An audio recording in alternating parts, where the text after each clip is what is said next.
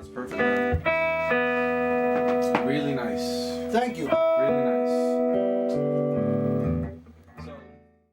Hello, ladies and gentlemen. Welcome to another episode of Live Sessions here at Golden Music Studios in Orlando, Florida. My name is Buddy Blues.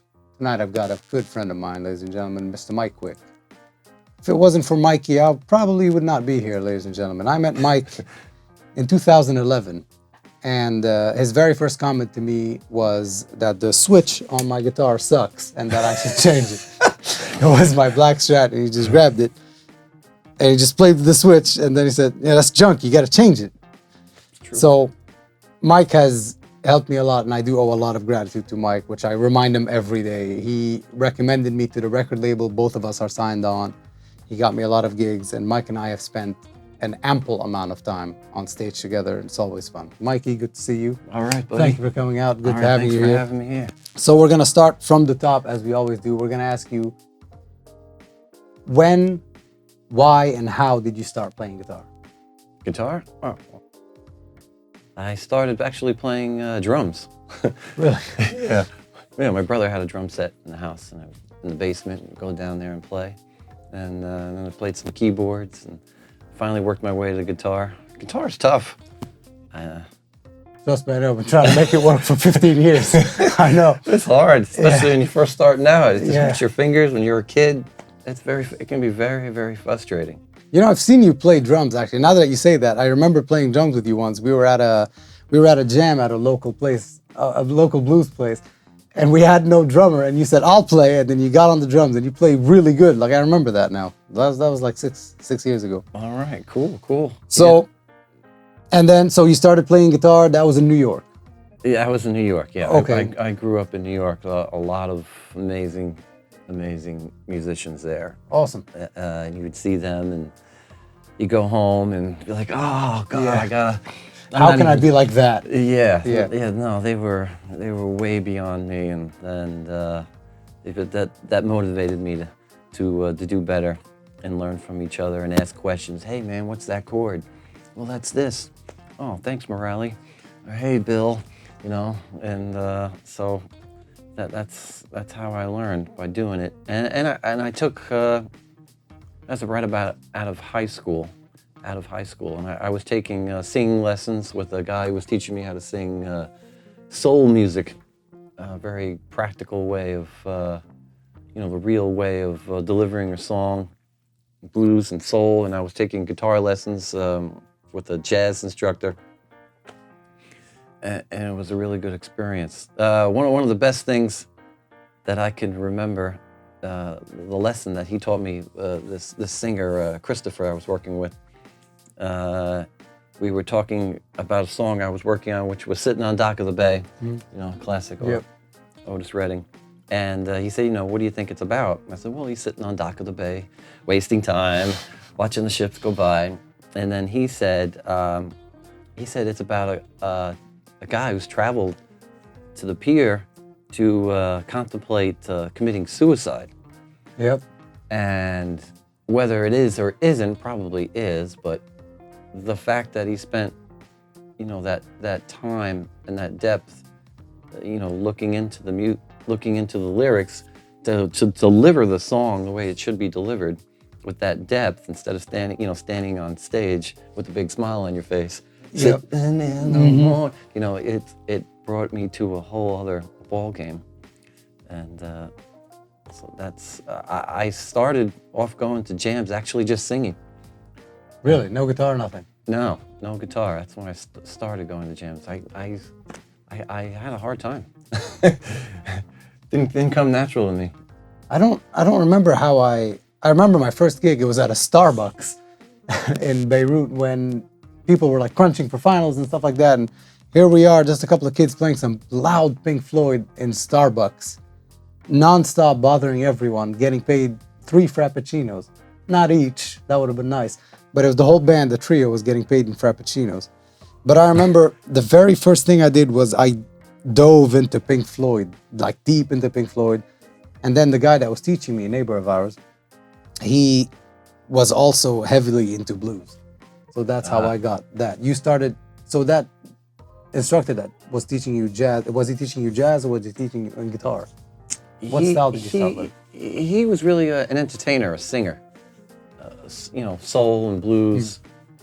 He's a piano player mainly, but you know, weren't really technical about singing either. It was more of an emotional experience, which I'm grateful for.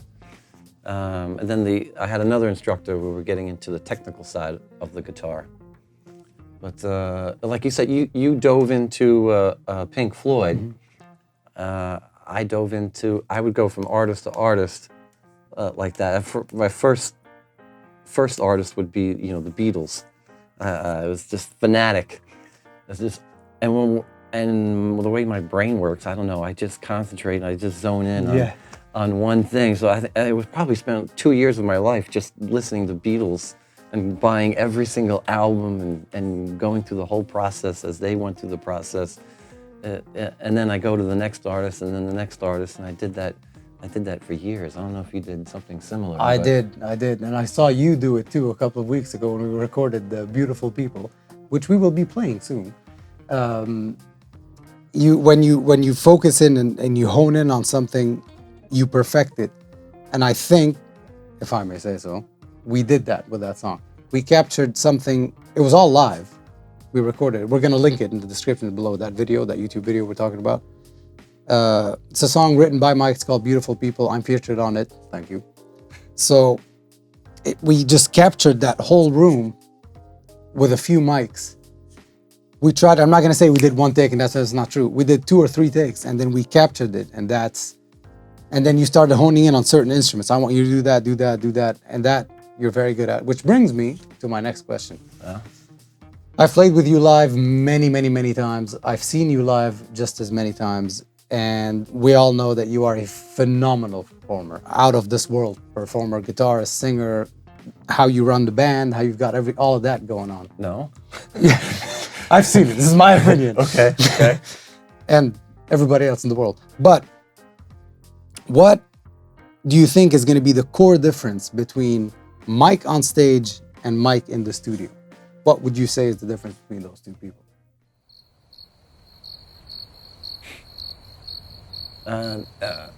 Wow. Live, you're just searching, and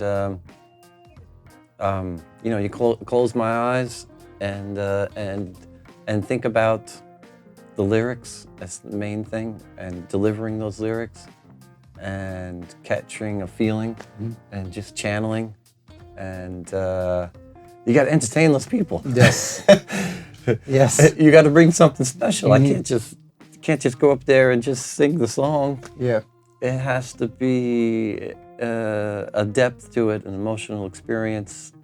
So it's a lot of channeling, and anything can happen, and you got to be able to go with these things. Bass player might play something that really inspires me, or the drummer, and you got to be ready to make things happen. You can't. I'm not tied down to anything, premeditated. I want it all free, as it should be. Just like listening to so many Hendrix records. He's in the studio. It's one thing. He's live. It's never the same. Yeah. It's constantly evolving. Nor is it near the same length either of any song. Really. No. Like All Along the Watchtower, which is a very, very long song when he did it live. As opposed to recording, you're just focused on delivering your craft, your art, and putting it in the best light, and a lot of experimenting, and hopefully it works. Speaking of recording, tell us what you've got going on right now. I know you're working on an album because I'm featured on one of the songs.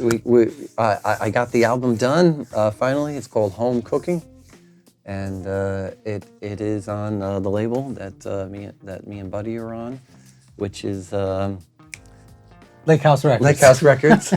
Just slipped my mind. Which is with Reno, Lake House Records, and we're going to release that. It's 11 tracks on there, and I'm really proud of it. And I featured you on the song "Beautiful People," which was beautiful. And Yes, it you came was. over the house, and we had a great time. And a good dinner too. And Gosha made an amazing Yes, dinner. yes, she did. That was lovely. That was my favorite part of the night, to be honest. Now, And you just killed it. thank you. Yeah, It was a lot of fun. Thank God you were there. That song, it really means something to me. It really does, because that's a message that I've been preaching, whether it's internally or actually telling people that. And then you wrote it into actual music and words, and I thought that was awesome that I was featured on it. It definitely works as a duet. That's for sure. So yeah, you were perfect on it. Thank you. Thank you. Thank you. We've got one more question. Where can we find that CD after its release? It's going to be on the website, It's going to be on my website, which we will link. which will be a link. You can basically just go there and check it out. You can download it for free, and yeah. Perfect. Right before we do a little duet of beautiful people, tell us about that Strat a little bit. Let's see it. Tell us about it. This is the Fender Stratocaster, the greatest guitar ever designed. Agreed. Yes, came out in 1954. Tell us that one, This one. not the history of the Strat. This is a made in Japan, actually, from the 80s, and I just painted it. I painted it pink and psychedelic pink, and I took a magic marker and just started doodling on it. I got inspired, and then filled it in with acrylic paint. And then once you do all that, then you just spray it with a clear lacquer, so it won't rub off, you know. And just trying to keep close to the things that matter to me: love, peace, Om, and Ganesh, and keep it psychedelic with the mushrooms. Yeah. I've played that guitar. That guitar sounds incredible. I played it live and I played it very, very loud in Sanford. Yeah, when you were doing that street festival. My God, does it sound good. It's a good one. That first was good. It plays great.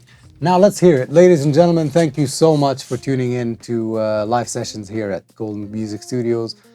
My name is Buddy Blues. Please like, comment, and subscribe. We'll see you next time.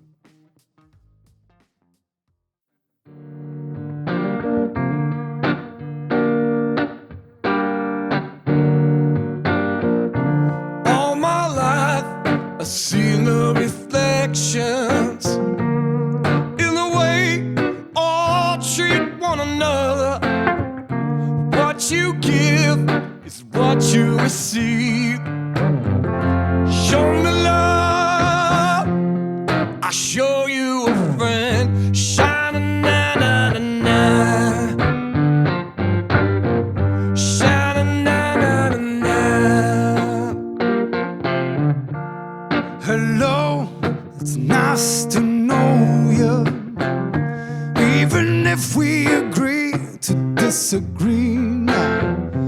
People everywhere just wanna be free. Show me love and I'll show you a friend. Shining na na na na. We sit together. Shining na na na na. Yeah. And beautiful people see the world equal. No matter what race, religion,